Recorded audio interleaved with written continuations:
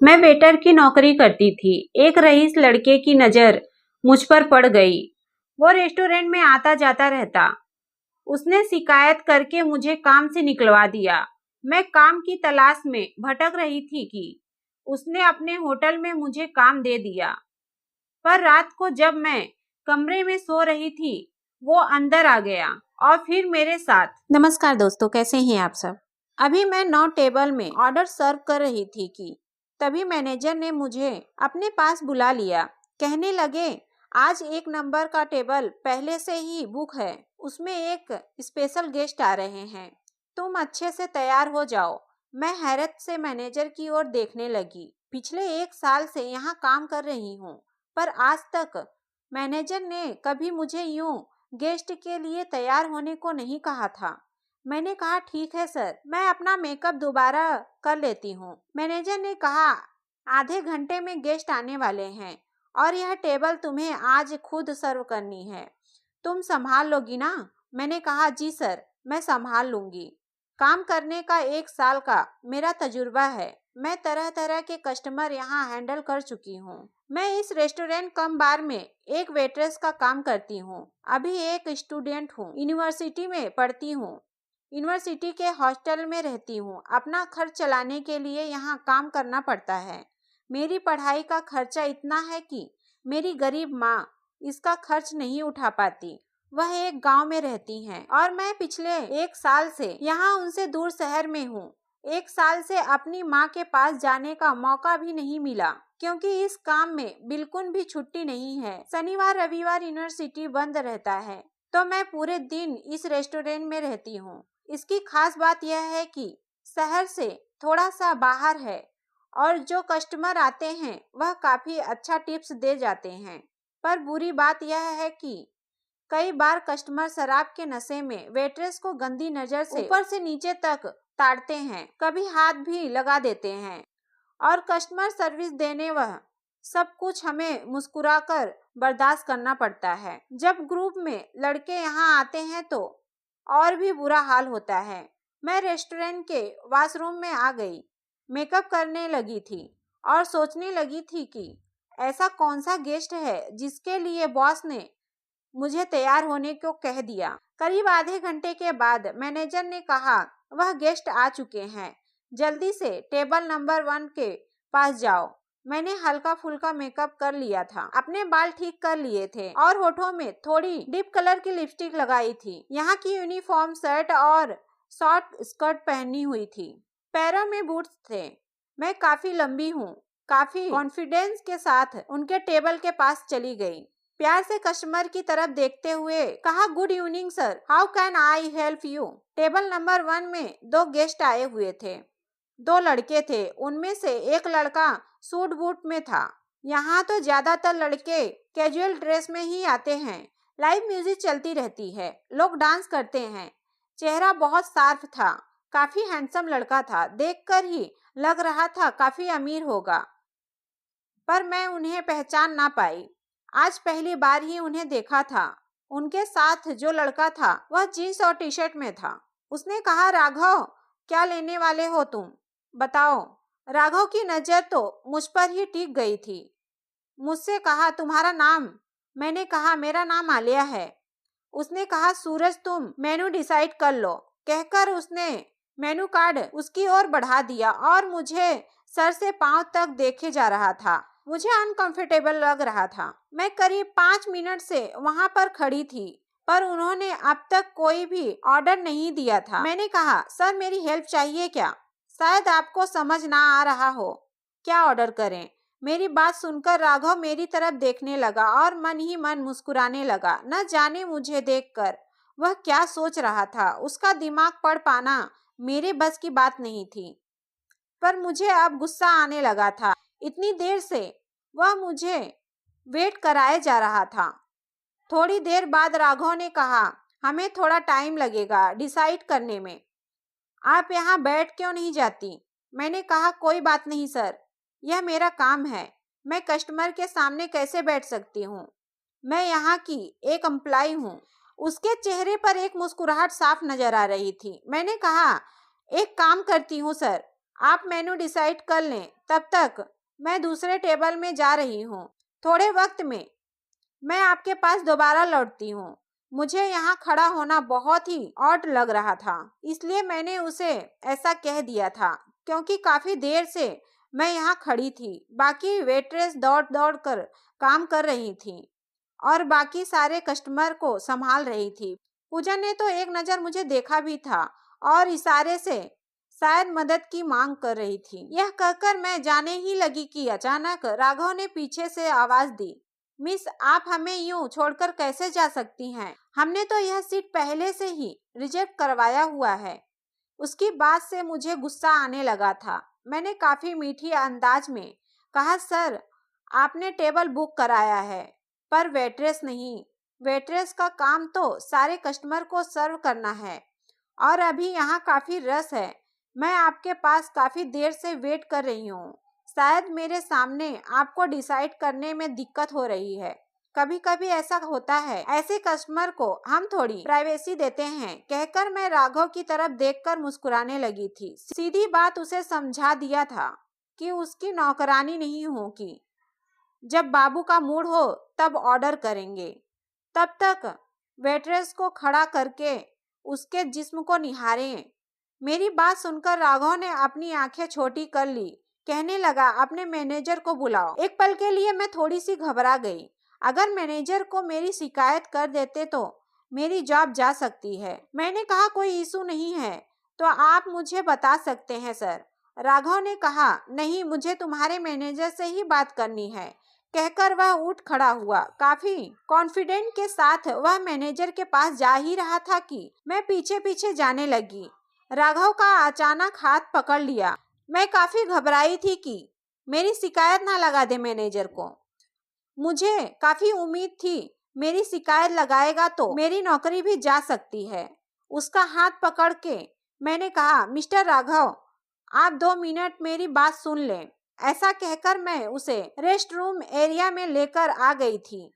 मैंने कहा, सर देखो, मैं यूनिवर्सिटी की स्टूडेंट हूँ। यह काम करके मैं अपनी पढ़ाई का खर्च चलाती हूँ। अगर आपने मेरी शिकायत की तो मेरी नौकरी खतरे में पड़ जाएगी। प्लीज आप मैनेजर से कुछ ना कहें। ऐसा कहकर मैं उसकी तरफ एक उम्मीद भरी निगाहों से देखने लगी। उसके चेहरे पर एक मुस्कुराहट आ गई। कहने लगा, तुम बहुत क्यूट हो। फिर मुस्कुराता हुआ जाने लगा। डर के मारे मेरी हालत बहुत खराब थी। वह सीधे जाकर अपनी सीट पर बैठ गया। अपने दोस्त के साथ न जाने क्या बातें कर रहा था। मैं घबराई हुई थी। उसके टेबल पर आकर खड़ी हो गई। राघव के फ्रेंड सूरज ने मुझे कुछ ड्रिंक्स मंगवाया। अब मैंने राहत की सांस ली। बाहर जाकर उनके लिए उनके पसंदीदा ड्रिंक्स का इंतजाम करवाने लगी थी। थोड़ी देर बाद उसे लेकर उनके पास आ गई। उसने मुझे कुछ स्नैक्स लाने को कहा।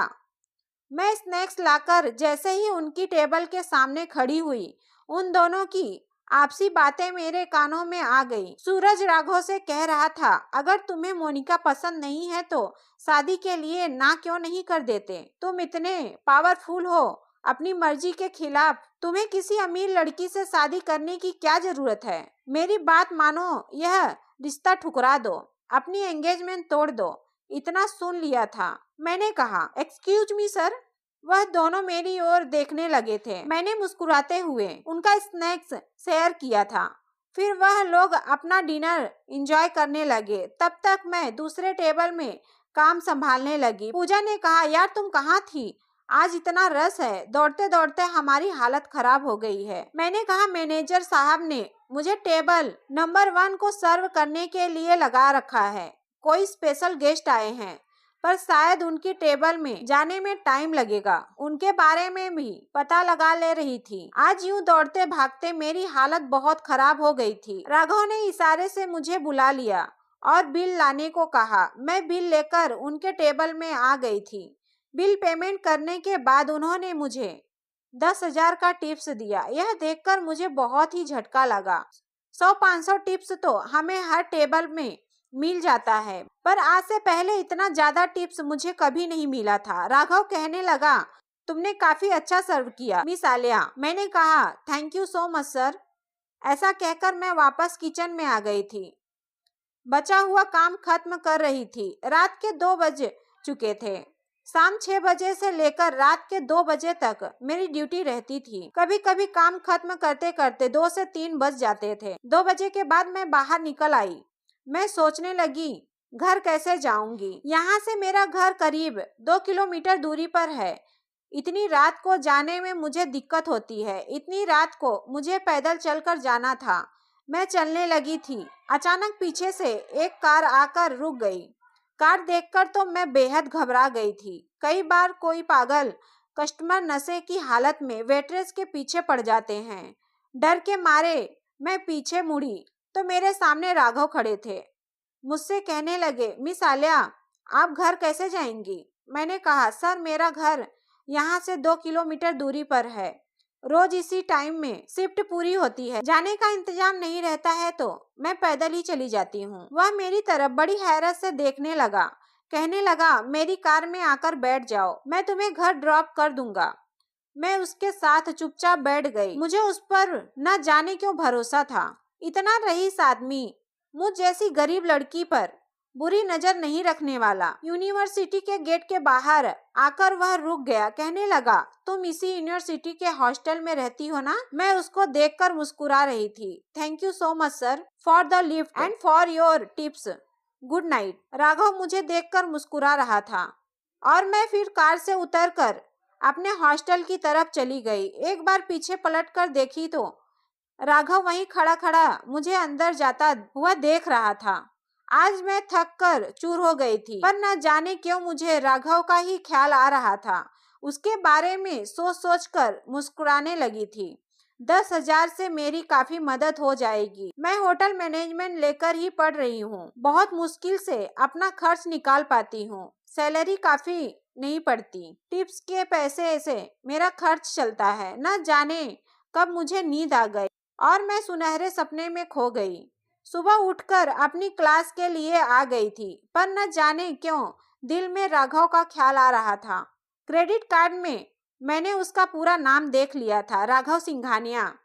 जब इंटरनेट में उसका नाम सर्च किया तो पता चला काफी बड़े रेस्टोरेंट चेन का मालिक है। उनके होटल एंड रेस्टोरेंट पूरे देश में फैले हुए हैं। फिर आखिर अपने रेस्टोरेंट में ना जाकर हमारे यहाँ बार में क्यों आया? तभी नजर आया कि उसकी एंगेजमेंट मोनिका नाम की एक लड़की से हो गई है। उन लोगों को यह नाम कहते हुए सुना था। दोनों की काफी सारी तस्वीरें इंटरनेट पर थी। मोनिका भी काफी रईस लग रही थी। मैं अपने दिमाग से राघव की बात भूल जाना चाहती थी। मुझ जैसी लड़की को वह क्यों पसंद करेगा? मैं तो मेहनत करके आज इस पोजीशन में पहुंची हूँ कि अपनी पढ़ाई कर रही हूँ, वरना मैं एक किसान की बेटी हूँ। गांव में सिर्फ अकेली मेरी माँ ही रहती है जो खेती बाड़ी करती है। माँ की याद आते ही मन खट्टा होने लगा था। क्लास पूरी हुई कि दौड़ती हुई फिर मैं अपने रेस्टोरेंट में काम करने आ गई थी। पहुंचने में 5 मिनट लेट हो गई थी। मैनेजर ने मुझे अपने पास बुला लिया। कहने लगा, आलिया तुम आज भी लेट हो। तुमसे कितनी बार कहा है कि टाइम से आ जाया करो ताकि कस्टमर आने से पहले सब तैयारी हो सके। मैंने कहा, सॉरी सर, कॉलेज खत्म होते ही मैं यहाँ दौड़ती हुई आई हूँ। आपको तो पता है मैं स्टूडेंट हूँ। वो कहने लगा, देखो यह प्रोफेशनल जगह है, रोज रोज तुम्हारा यह बहाना नहीं चलेगा। मैं ऐसी लड़की को काम पर नहीं रख सकता। तुम कहीं और जाकर काम ढूंढ लो। मैनेजर की बात सुनकर मुझे बड़ा झटका लगा था। 1 साल से मैं यहाँ काम कर रही थी और एक झटके में उन्होंने मुझे काम से निकाल दिया। मैंने कहा, सर मैं 5 मिनट ही लेट हुई हूँ, लेकिन हर रोज छुट्टी के टाइम 2 घंटे के बाद तक रुकती हूँ। आप जानते हैं कि रोज निकलते निकलते 2 से 3 बज जाते हैं। मैं एक्स्ट्रा आवर्स काम करके तो देती हूँ, फिर आप मुझे काम से क्यों निकाल रहे हैं? यह काम मेरा बहुत बड़ा सहारा है। यह चला जाएगा तो मैं अपनी पढ़ाई का खर्च कैसे पूरा कर पाऊंगी? मैनेजर ने कहा, तुम्हारा जो एटीट्यूड है तुम्हें कहीं भी काम नहीं मिलेगा। यह सुनकर मेरी आंखों से आंसू आ गए थे।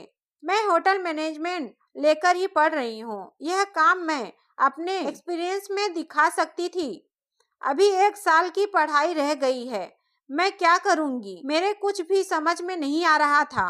रोती रोती पैदल में घर जाने लगी। अचानक मुझे एहसास हुआ कोई मेरा पीछा कर रहा है। जब पीछे मुड़कर देखी तो वहां कोई भी नजर नहीं आया।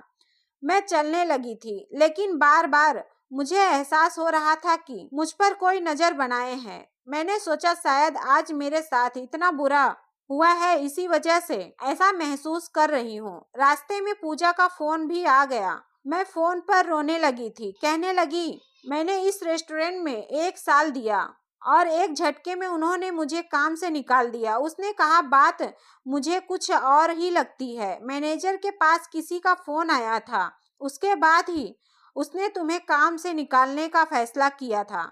उसकी बात सुनकर मुझे एक झटका लगा।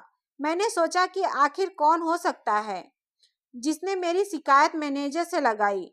अभी कुछ दिन पहले कुछ लड़के शराब के नशे में मेरे साथ बदतमीजी की थी। मैंने उन लोगों को डांट दिया था। कहीं यह वही वजह तो नहीं, क्योंकि उस दिन काफी तमाशा हुआ था। मैनेजर ने 1 बजे ही मुझे यहाँ से जाने को कह दिया था। मैं अपने हॉस्टल वापस आ गई थी। बेहद परेशान थी। कल से मुझे दोबारा काम ढूंढना होगा, नहीं तो मैं खर्चा नहीं निकाल पाऊंगी। यह सोच रही थी कि तभी मेरे मोबाइल में किसी का कॉल आ गया। मैंने फोन पिक किया तो सामने वाला कहने लगा, मैं सूरज हूँ, कल तुम्हारे रेस्टोरेंट में आया था। मैंने कहा, आई एम सॉरी सर, पर आज मैं रेस्टोरेंट में नहीं हूँ। आज आपकी कोई मदद नहीं कर पाऊंगी, मेरी नौकरी चली गई है। उसने कहा, पर तुमने तो काफी अच्छे से हमें सर्व किया था। मैंने कहा, सर शायद किसी ने मेरी शिकायत लगाई होगी, तभी मेरा काम चला गया। उसने कहा, तुम फिक्र मत करो, मैं राघव से बात करके देखता हूँ, शायद उसके होटल में तुम्हें कोई काम मिल जाए। मुझे काम की सख्त जरूरत थी। आधे घंटे के बाद सूरज का फोन आ गया। वो बोला, जो एड्रेस भेजा है वहाँ आधे घंटे में आ जाओ इंटरव्यू देने। मैं तुरंत ही वहाँ से इंटरव्यू देने के लिए निकल पड़ी, पर सोचने लगी आखिर सूरज को मेरा कांटेक्ट नंबर कहाँ से मिला। मैंने तो अपना नंबर नहीं दिया था। आधे घंटे में इंटरव्यू का भी अरेंजमेंट कर दिया था। मुझे बहुत ही अजीब सा लगा, पर पता नहीं था आगे मेरा क्या इंतजार कर रहा है। जैसे ही यूनिवर्सिटी गेट से बाहर निकली, मुझे दूसरा झटका लगा, क्योंकि गेट के सामने राघव खड़ा था। मैं हैरत भरी निगाहों से उसे देखने लगी। कहने लगा, मैं तुम्हारा इंतजार कर रहा था, आओ कार में बैठ जाओ, एड्रेस पर जाना है इंटरव्यू देने। वो मुस्कुराने लगा। कहने लगा, यह मेरी ही कंपनी है। उसके साथ न जाने क्यों मुझे आज अजीब सा फील हो रहा था। राघव मन ही मन मुस्कुराने लगा। अचानक मुझसे कहा, मुझे माफ कर देना, तुम्हारी यह जॉब मेरी वजह से गई है। उसकी बात सुनकर मैं बिल्कुल शॉक्ड हो गई। मैंने कहा, तुमने मेरी शिकायत लगाई? उसने मुस्कुराकर कहा, ज्यादा कुछ कहना नहीं पड़ा। तुम्हारे मैनेजर को फोन करके कहा कि उस लड़की को काम से निकाल दो। अब मैं बेहद गुस्से में आ गई। कहने लगी, तुमने ऐसा क्यों किया? कल तुम्हें अच्छे से सर्व किया था मैंने। कुछ शिकायत थी तो मुझे भी तो कह सकते थे ना। ऐसे ही मेरा मूड खराब था। राघव की बातों से और मेरा मूड खराब हो गया। मुझे देखकर कहने लगा, तुम्हारी इंटरव्यू है, मूड खराब करने की जरूरत नहीं है, वरना जॉब नहीं मिलेगी। मैंने कहा, इसका क्रेडिट भी तुम्हें ही जाता है, तुमने जो मुझे जॉब से निकलवा दिया। उसने कहा, तुम्हारा मैनेजर रात को 2 बजे तुम्हें छोड़ देता है और फिर रोज तुम 2 किलोमीटर का रास्ता पैदल चलती हो। कार के कस्टमर तुम्हारे साथ बदतमीजी करते हैं, तुम्हारा तमाशा बनाते हैं। किसी दिन किसी खतरे में पड़ जाओगी। इतना अच्छा होटल मैनेजमेंट का कोर्स कर रही हो तो फिर वेट्रेस की जॉब करने की क्या जरूरत है? सपने ऊंचे होंगे तो ही ऊंचाई तक पहुंच पाओगी, वरना इसी में उलझ कर रह जाओगी। उसकी बातें तो मुझे कड़वी जरूर लग रही थी, पर वह सच कह रहा था, तो मैं शांत हो गई, गहरी सांस लेने लगी। राघव ने खुद ही मेरी इंटरव्यू ली थी और मुझे रिसेप्शन में जॉब दिला दी। कहने लगा, तुम्हारी डिग्री पूरी होते ही मैं चाहता हूँ कि तुम मैनेजर का पोस्ट संभाल सको। वह मेरी तरफ देखकर फिर मुस्कुरा रहा था। कहने लगा, तुम्हें और हॉस्टल में रहने की जरूरत नहीं है, यहाँ मेरे स्टाफ के रहने का इंतजाम रहता है। तुम्हारे लिए एक कार की व्यवस्था कर दूंगा, रोज सुबह को क्लास चली जाना और उसी कार में वापस आकर अपनी ड्यूटी संभाल लेना। मैं उसकी तरफ देखकर कहने लगी, थैंक यू सर। उसने कहा, मुझे तुम राघव कहकर ही पुकार सकती हो। कहकर मुझसे हाथ मिलाने के लिए अपना हाथ आगे बढ़ाया। मैंने उसके हाथ को छुआ। हम दोनों ने हल्के से हैंडशेक किया। होटल के मैनेजर ने मुझे मेरा काम दिखा दिया था। आज पहला दिन मैं रिसेप्शन में बैठी थी। मेरा शिफ्ट खत्म होने के बाद मैं अपने कमरे में आ गई। मैंने सोचा आज एक पल में मेरी जिंदगी कहां से कहां आ गई। मेरी सैलरी काफी बढ़ चुकी थी। राघव ने पूछा था, तुम्हारी सैलरी कितनी है? मैंने कहा, मेरी सैलरी के साथ ऊपर की कमाई भी है। महीने के 30,000 कमा लेती हूँ। वो मुझे देखकर मुस्कुराने लगा। कहने लगा, तुम्हें 50,000 यहाँ सैलरी दूंगा, चलेगा ना? उसकी बात सुनकर मेरी आंखें फटी की फटी रह गई। यहाँ मुझे कस्टमर के गंदे नजर भी नहीं सहना था। बैठकर काम था। खाली समय में अपनी पढ़ाई भी कर सकती थी। यही सोचते सोचते मैं सो गई। ऐसे ही 2-3 दिन काफी अच्छे से मेरा काम चला। मैं काम समझने लगी थी। मुझे काफी खुशी मिल रही थी। एक दिन रात को मैं सोने गई, तभी अचानक राघव का कॉल आ गया। कहने लगा, मेरी प्रेसिडेंसी सूट में आ जाओ, अभी के अभी। मैंने कहा, सर मेरी शिफ्ट खत्म हो गई है, मैं सोने जा रही हूँ। उसने कहा, जो कहा है करो, मैं तुम्हारा बॉस हूँ। राघव पर आज मुझे गुस्सा आया। यहाँ रुकने का यही नुकसान था कि जब मर्जी होता था मुझे अपने पास बुला लेता था। मेरी कल क्लास है, मुझे बिल्कुल भी जाने का मन नहीं था। अनमन ढंग से मैं उसके सूट में गई तो देखा दरवाजा खुला है। मैं नॉक करके जैसे ही अंदर आई तो कमरे का हाल देखकर मेरे पैरों तले से जमीन निकल गई। राघव तो अपने आप को बेहद मेंटेन रखते हैं। कमरा बेहद गंदा था। चारों तरफ चीजें फैली हुई थी, टूटी फूटी थी। ऐसा लग रहा था कमरे में कोई जंग लड़ा होगा। राघव एक कोने में नीचे बैठा हुआ था, बिल्कुल पसीने से भीगा हुआ था, कांप रहा था। मैं उसके पास चली गई। उसका वह हाल देखकर मेरे दिल में बुरे बुरे ख्याल आ रहे थे। आखिर उसे क्या हो गया? मैं समझ चुकी थी आखिर इतनी रात को उसने मुझे क्यों बुलाया। मैं टिश्यू पेपर लेकर उसका पसीना पोंछने लगी। उसके बाजुओं को सख्ती से पकड़ लिया ताकि वह ना कांपे, पर शरीर को देखने लगी थी, कहीं उसको चोट तो नहीं आई। जल्दी से मैं पानी लेकर आई, उसे पानी पिलाने लगी। बिल्कुल बच्चों की तरह वह पानी पी रहा था, उसके शरीर पर भी गिर रहा था। उसे मैं सहारा देकर उठाने लगी। मैंने कहा, चलो सोफे में बैठो, यहाँ नीचे मत बैठो। काफी परेशान लग रहा था, न जाने उसे क्या हो गया था। किसी तरीके से उसे सहारा देकर मैंने उसे सोफे में बैठा दिया। मैंने कहा, राघव मैं डॉक्टर को बुलाऊं क्या? उसने कहा, नहीं, बस तुम मेरे साथ रहो आलिया। उसने मेरा हाथ कसकर पकड़ लिया था। मेरा हाथ दुखने लगा था, पर मैंने कुछ नहीं कहा। शायद वह मुझसे सहारा चाहता था। मैं उसके बाजुओं को पकड़ के हौले हौले उसके हाथ पैर दबाने लगी थी, पर उसका कपकपाना बंद ही नहीं होने का नाम ले रहा था। चेहरे में घबराहट थी, परेशानी थी, न जाने क्या था। ऐसा लग रहा था न जाने उसे कोई पैनिक अटैक आया है या फिर कोई दिमागी बीमारी हो। मुझे समझ में नहीं आ रहा था। मैं राघव से बिल्कुल चिपक कर बैठी रही।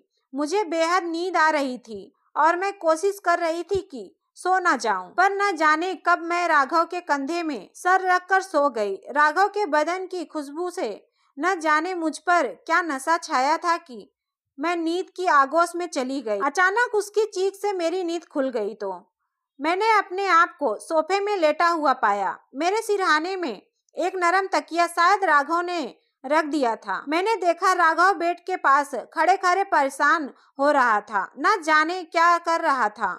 उसे उस हाल में देखकर दौड़ते हुए उसके पास चली गई और पीछे से उसे पकड़कर उसे बिल्कुल चिपक गई थी। हम दोनों के बीच में 1 इंच का भी गैप नहीं था। मैं बस उसे शांत करना चाहती थी। उसका शरीर कांप रहा था। अचानक राघव मेरी ओर मुड़ा, मेरे गालों पे अपने हाथ रख दिए। कहा, आलिया आज प्लीज मेरे साथ ही रुक जाओ, मुझे तुम्हारी जरूरत है। वह मुझे अपनी बाहों में भर लिया था और फिर भी परेशान था।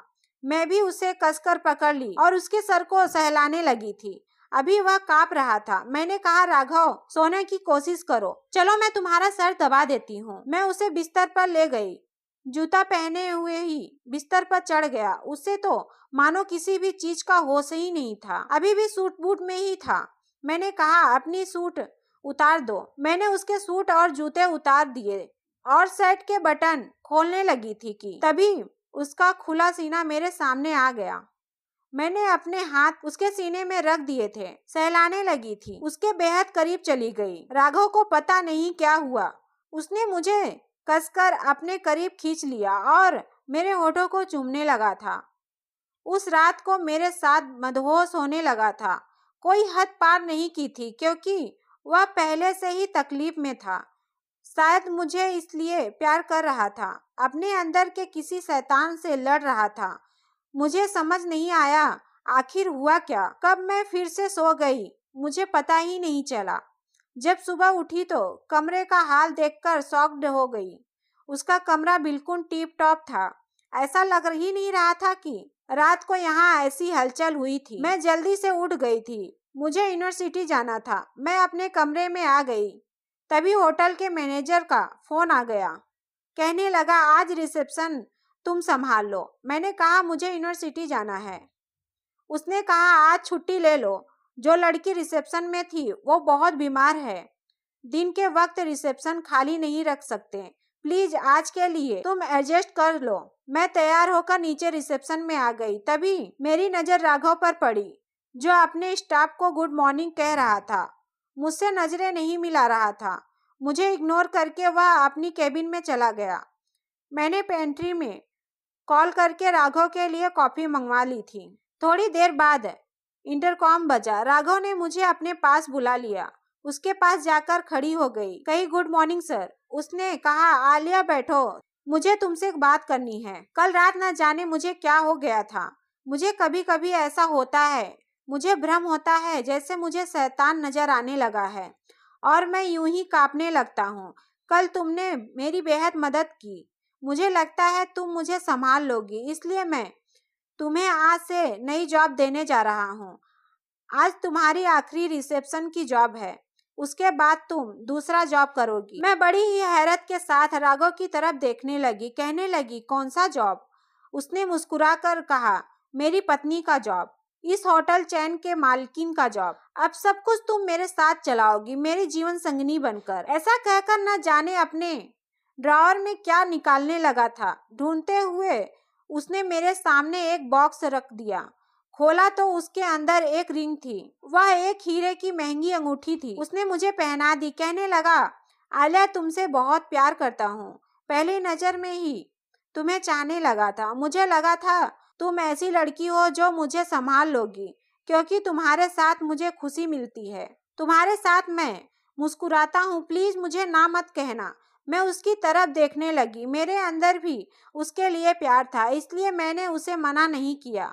मुझे अपने दिल की मुराद पूरी होती नजर आ रही थी। मैंने कहा राघव मैं भी तुमसे बेहद मोहब्बत करती हूँ। तुम्हारे दिल में क्या है मुझे नहीं मालूम था, इसलिए कभी पहल नहीं की। वह मुस्कुराकर कहने लगा मिसेस आलिया राघव सिंघानिया अपनी नई जिंदगी के लिए तैयार हो जाए। मैंने एक कातिलाना मुस्कान बिखेर दी। दोस्तों इस कहानी के बारे में आपकी क्या राय है हमें कमेंट करके जरूर बताना। उम्मीद करती हूँ आपको ये कहानी पसंद आई होगी। कहानी पसंद आई हो तो वीडियो को लाइक शेयर जरूर करें और हाँ नोटिफिकेशन बेल को जरूर दबाएं ताकि अगली अपडेट आपको सबसे पहले मिल सके। धन्यवाद।